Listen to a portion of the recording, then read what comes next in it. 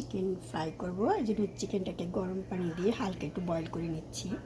Chicken fry করার জন্য সব রকম মশলা দিয়ে নিয়েছি। এখন খুব ভালো করে মেখে ম্যারিনেট করে রাখবো 1 ঘন্টার জন্য।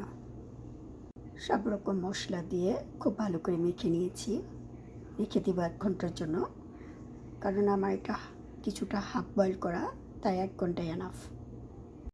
চিকেনগুলো ম্যারিনেট করা আমার প্রায় 2.5-3 ঘন্টা হয়ে আসছে। এখন আমি এগুলো ভেজে নেব। প্রথমে চিকেনগুলোকে আমি কোট করে নেব। এখন এগুলোকে ফ্রাই করে নেব।